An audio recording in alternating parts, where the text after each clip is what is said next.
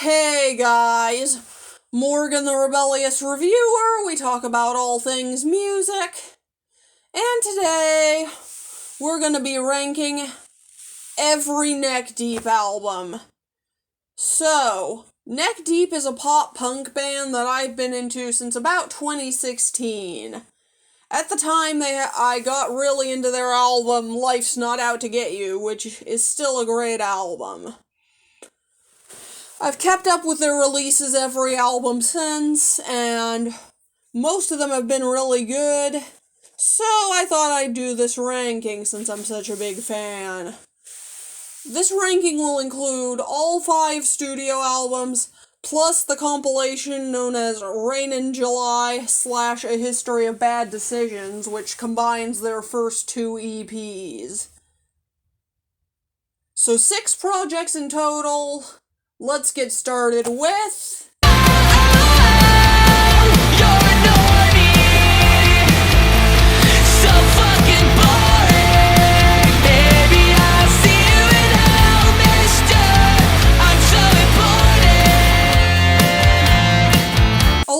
People have called this album out for being forgettable and boring.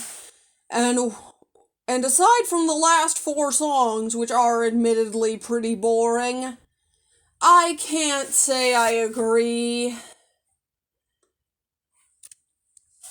This album is mostly okay musically aside from those 4 songs. However, my main problem with this song is the lyrics. Or should I say the main problem with this album is the lyrics. For those of you who don't know, this is Neck Deep's attempt at a concept album. Basically, it's about 2 teenagers who feel like outcasts living in a dystopian society falling in love with each other. As cliche as this topic is, I wouldn't have a problem with it if it wasn't framed in such a nihilistic way. With Neck Deep trying to act like you should just forget about the politics and just do whatever you want. I know that sounds appealing on the surface, but the reality is that in an authoritarian capitalist society, not everyone can make their own way. And they just show how privileged they are by saying that people should do this. Aside from the privileged nihilism on songs like Sick Joke and Pushing Up Daisies, these lyrics are beyond cringy on a lot of these songs, especially the nice guys finish last line on Sunderland, and pretty much every line of the annoying song Low Life. Oh, and Ben Barlow also tries to rap on the song Quarry. Which, yeah, that made me cringe. Yeah, this was a disappointment. And, spoiler alert, it's the only Neck Deep album I don't like. D+. Bend the rules until they break you. Always knew just how to make me fall to my knees. I felt so sick, ill at ease, but I'm getting better. I was originally going to include these 2 EPs separately, but decided not to since this compilation is on streaming services, and A History of Bad Decisions only has 3 songs on it. As it is, I'm not in love with this compilation. It's a bit rough sounding, and the only real standout is Tables Turn. Don't get me wrong, Neck Deep definitely had potential at this point in their career. They just hadn't fully unlocked it yet. I do recommend checking this compilation out, but only if you've listened to every other Neck Deep album first. I give this compilation a B-. I always told you that someday I would be packing my bags and I would be on my way. You always laughed in my face and made the world seem so gray, laying in the bed that you made, so I could finally say that fine. You can just say whatever. Here it is, their debut studio album. At first, I wasn't sure whether I liked this or the compilation better. Eventually, I decided I liked Wishful Thinking a little bit more, just because it has a few more standout songs. And also the amazing Zoltar Speaks, which is one of my favorite Neck Deep songs. And other standouts include Crushing Grief No Remedy, which is a bit more poppy and it has a nice melody, and the ballad Candor, which is a heartfelt ballad dedicated to lead singer Ben Barlow's father, who would pass away only 2 years after this album came out. The other songs on this album all range from pretty good to boring. Yeah, this isn't one of my favorites. It's better than Rain in July / A History of Bad Decisions, if only because it's decently produced and has a few more standouts. But only barely. I give this album a B- as well. It's not like me to be so weak. You got me good, you cut me deep. It's honestly, probably the heartbreak of the century. Here's Neck Deep's newest release from just last month. This album is such a return to form after the disappointment that was All Distortions Are Intentional.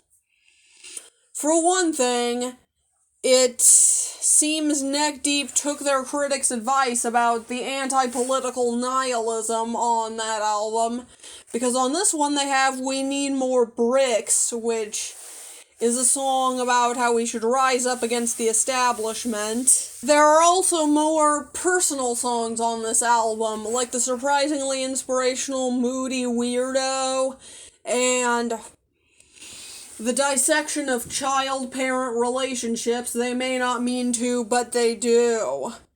It's nothing new for Neck Deep, but it's still really well done. I also would like to throw some praise onto the new drummer. Seriously, this guy could be in a death metal band with how fast he's drumming on songs like Dumbstruck Dumbfuck and Heartbreak of the Century. This is the first album where I feel like Neck Deep actually live up to their potential, and I give it an A-. Stop calling me up, we're never going to put the pieces back together if you won't let me get better. And stop digging it up, or we're never gonna see it all end blood. This is another album that I struggled to place. I knew it would be in the top 3, but I didn't know whether I liked it more than the self-titled. Eventually I decided I did, just because the high points on this album are incredibly high. I absolutely love songs like In Bloom, Happy Judgment Day, and 1970-something. This is also Neck Deep's most mature and varied album to date. Because of this, you'd think it would be my favorite, but no, a few not-so-great songs drag it down to second place. Oh, and it gets an A-. Sometimes things will bend you, but trust me, I'll be fine. 'Cause I've been moving mountains that I once had to climb. And life's not out to get you, despite the things you've been through. Because what you give is what you get, and it doesn't make sense to make two. Here it is, the best Neck Deep album. It may not be as varied or mature as The Peace and the Panic, but it is the most consistently good from track to track of all of their albums. There are so many shimmering production moments, catchy melodies, and great drumming and singing and lyrics and just everything that's not even funny. Like, seriously, the lyrics on here are surprisingly intelligent. Like, there's so many surprisingly subversive moments on here, such as Can't Kick Up the Roots, which takes the pop-punk idea of hating your hometown and kind of turns it on its head, basically saying, yeah, this town isn't great, but it's still where I grew up. And then there's December, which takes the pop-punk idea of being bitter over a breakup and basically says, hey, I know that I'm hurting and all, but I still hope you have a good life and get everything you want. This is one of the best pop-punk albums of the 2010s, and it's a shame Neck Deep never managed to reach these great heights again. Oh well, at least they're still putting out quality music. And that's my ranking. Don't forget to comment, like, subscribe, and support me on Patreon. I'm Morgan the Rebellious Reviewer. The next ranking will be for Fall Out Boy, and I'm out.